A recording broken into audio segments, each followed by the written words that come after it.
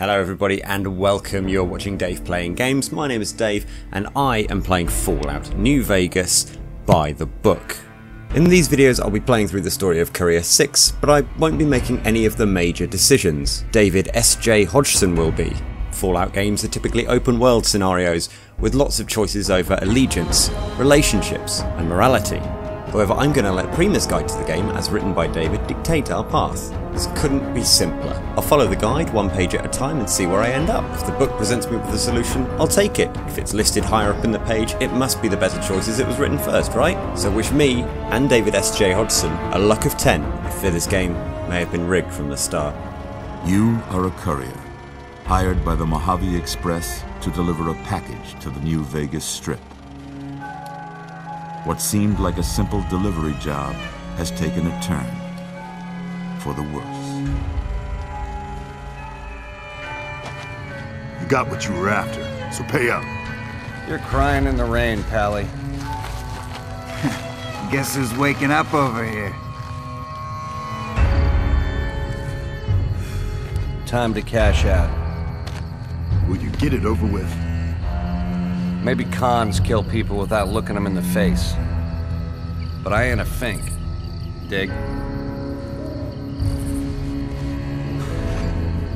You've made your last delivery, kid. Sorry you got twisted up in this scene. From where you're kneeling must seem like an 18-carat run of bad luck. Truth is, the game was rigged from the start. Bloody knew it!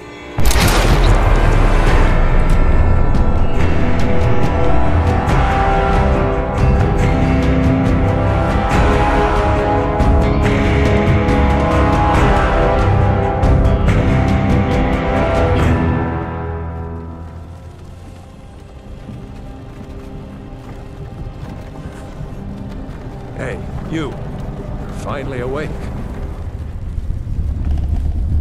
Whoa, easy there, easy. You've been out cold a couple of days now. Why don't you just relax a second? Get your bearings. And so after a very brief bit of taking it easy, we go over to the Vigomatic machine, which basically allows us to pick our special.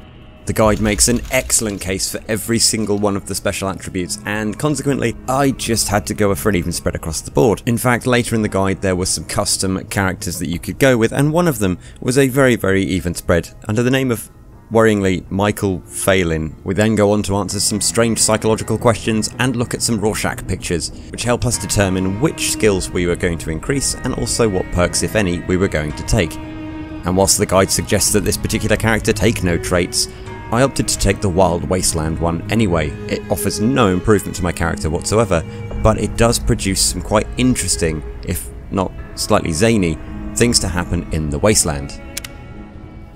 And the guide is already starting to pay off. Just look at this. This is something that isn't even really prompted in the game, but it's definitely a feature. It's even got a prompt. So the guide says that shot to the head played havoc with your motor skill, so make sure you learn how to jump, pick up items and put them back down again. Pick up the Brahmin skull above Doc Mitchell's fireplace and put it down again. This is really quite cool, and to be honest I never would have noticed it had it not been written down in the guide, so thanks David. Although jumping seems to have no such prompt.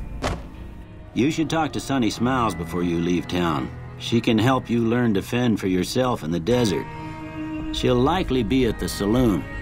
I reckon some of the other folks at the saloon might be able to help you out too. And the metal fella, Victor, who pulled you out of your grave. Anyway, you ever get hurt out there, you come right back. I'll fix you up.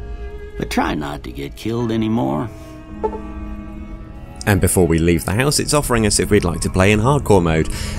I feel like I've done enough of that recently. And that's us. That's us all done. So, after ransacking the house for some sexy sleepwear and a few weapons, we are done with Doc Mitchell's house and introducing you to Mojave Dave, or Mojave Dave for convenience sake. And straight out into Good Springs we go, and whoa, okay. Can we just appreciate this beautiful bastard for 1 minute? Doc Mitchell has suggested we go over to the Prospector Saloon and speak to Sunny Smiles, who can hopefully give us some information on what to do next, as well as maybe find some work for us. So, if that's what Prima wants us to do, we're going to do that. But not before apparently bumping a tumbleweed into Easy Pete. Sorry, buddy. Keep your gun handy if you go poking around some of the abandoned places around here, like the schoolhouse. Critters move in there sometimes. And... Cheyenne, stay. Don't worry, she won't bite unless I tell her to. Okay, so, Sunny Smiles. Doc Mitchell said I should speak to you so you can teach me to survive in the Mojave. Yeah, I guess there's a thing or two I could show you. Sounds like you need all the help you can get after what they done to you. Meet me outside, behind the saloon. Thus begins the survival portion of the tutorial, and what will Sunny show us first? Now, see the sarsaparilla bottles on the fence there? Take this and try to hit a couple of them. Number 1. Try and shoot bottles. That's the right idea. Look down the sight. Try crouching down and staying still. It'll help your aim. Nice shot. Well, that's a start. But I don't reckon you came to me to learn to fight sarsaparilla bottles. Tell you what, I gotta go chase geckos away from our water supply anyway. Darn critters are attracted to it. Why don't you come along? Sure, why not? Sounds like you definitely need my help. I'm a crack shot when it comes to empty beverages. Follow me. It's just down to the southeast a short ways. Thinking about it, actually, if I've got a book here that's telling me exactly how to complete this game, then there's no way I should fail. So how's about I say this? I'm going to try and complete this game, buy the book, and never die. Truly, there is no way this could possibly go wrong. Hear that up on the ridge behind me there? We got some geckos to clear out. Bunch of little monsters is what they are. Seems like Doc Mitchell treats more gecko bites than anything else. Let's see if we can get a little closer. If we move quietly, we can get the jump on them. More likely to hit something vital that way. So now she's got me killing geckos? Okay, you're on. Go give them hell. Although I can't actually see any.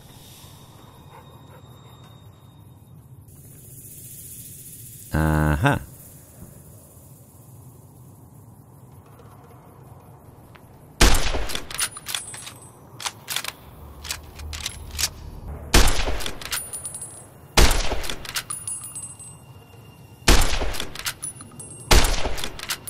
I don't know what any of the buttons are. This is not Fallout 4.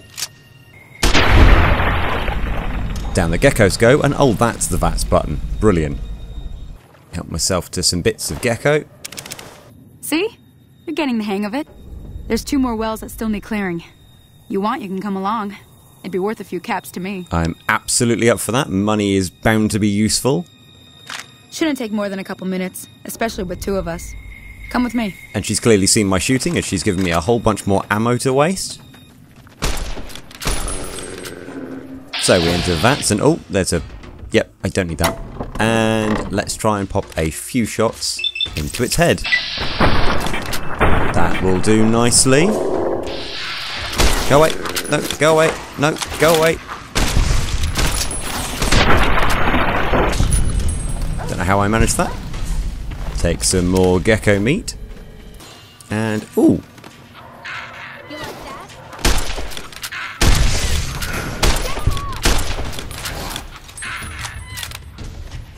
Just finish off those geckos too, and apparently we saved a settler. Holy moly. If you hadn't come here like you done, I'd be a goner for sure. I came up here to draw water, but here, you should have what I got. You look thirsty. Excellent. So, Goodspring's very happy with us, so we've increased our reputation. We've also been given some water, and you owe us some money, Sonny. Now that was some good work. Even got a little exciting there at the end. Here's a little spending money for the trouble. One more thing I wanted to show you. Thought I might teach you about living off the land and making useful things for yourself. Interested? Well, the guide says I should, so... Alright then. We'll need a couple ingredients to get started. Gonna want some xander root and a brock flower. Let me think now. I know I've seen brock flowers growing up at the graveyard, and I seem to remember there being xander root over by the schoolhouse. Bring those on back to me, and we'll get cooking. And, oh, we're being attacked again.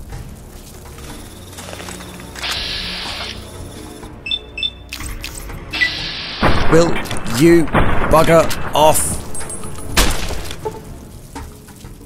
And my rifle is already knackered. Well, okay.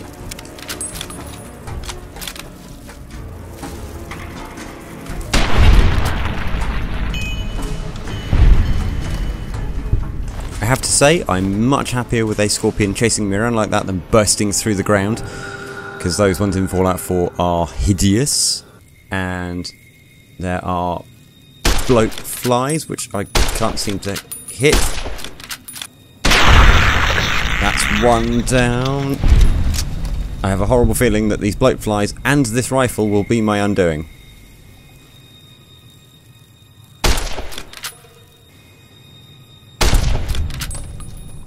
I'm quite shocked I got that shot off. And one more.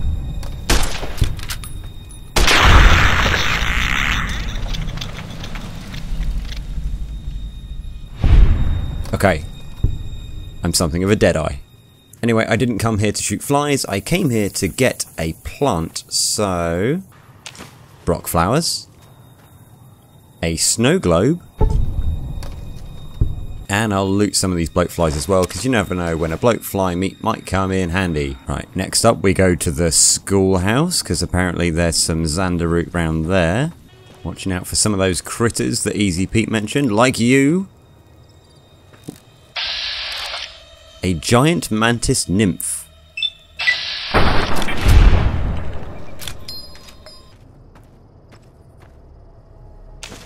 Nope, chilies, but no Xander root. Surely it's not going to need me to go into the schoolhouse. No, I was stood on them the whole time. But they really kind of blend in. With all the local vegetation pilfered, let's go back to Sunny and see what on earth she can make us do with it. Let me see what you got. Yeah, these'll do just fine. Just fine. Alright now. We're gonna be making something folks on the trail call healing powder. Go on over to that campfire now. Give it a try. Something the folks call healing powder. Hey, that's not bad, see? All it takes to make a recipe is the right ingredients and the right know-how. Sometimes it won't be a campfire you need. Might need to do some work on your guns and ammo, maybe. Important thing to get is it's all the same idea. I'm heading back now. Hope I didn't miss anything good on the jukebox. Cheyenne would never forgive me. Hey, do me a favor. Trudy, she's the bartender up at the Prospector. Kind of the town mom. She likes to meet newcomers.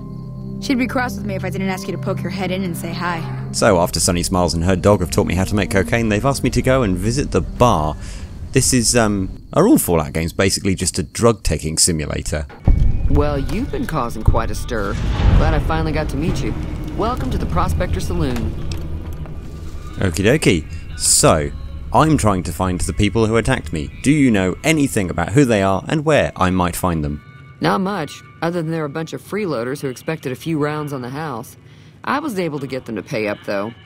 Of course, one of the great cons did knock my radio to the floor by accident, and it hasn't been working since. So Trudy's given us some information on the guys who attacked us, which was that essentially they've come from the Strip, and they went through Quarry Junction, which was full of something unpleasant. However, our Pip-Boy is saying that we should inquire with our delivery assignment with the administrator of the Mojave Express in Prim, and to optionally talk to Victor in Good Springs about my rescue. Well, Prima seems to think our best bet is to speak to Victor, so let's go and find him. Aha! Here he comes now. So... Howdy, partner. Might I say you're looking fit as a fiddle? You are slightly alarming. Don't mention it. I'm always ready to lend a helping hand to a stranger in need. Okay, so how did you happen to find me? I was out for a stroll that night when I heard the commotion up the old bone orchard. Saw what looked like a bunch of bad eggs, so I laid low. Once they'd run off, I dug you up to see if you were still kicking. Turns out you were. So I hauled you off to the dock right quick. Wonderful. So, I'm trying to find those people, although I must admit, I don't actually know why. Can't say that I'm familiar with the rascals. Some of the fine folks in town might be able to help you out with that. Okay, never mind. Having had a conversation with Victor, I'm none the wiser. How was this supposed to be helpful? How was this supposed to be relevant? The Prima guide can't even justify it itself, so, I guess that's just a thing we did, and as we step foot outside the boundary, it is allowing us to change anything we want about our character. And to be honest, as much as I thought this was probably going to be a car crash, we've kind of got away with it so far. Happy with the name Mojave Dave, and happy with my unconventional stat distribution. I say we just push on and try and beat Fallout New Vegas by the book. And we are immediately in... Go away. Stop it. No. Oh, there's... You have friends.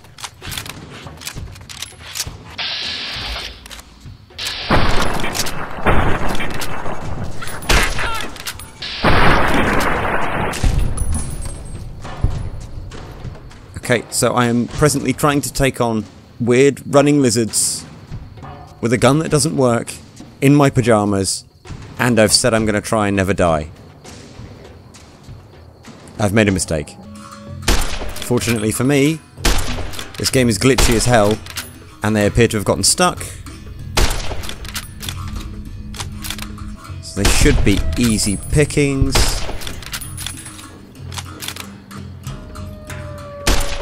If I could hit a bloody thing.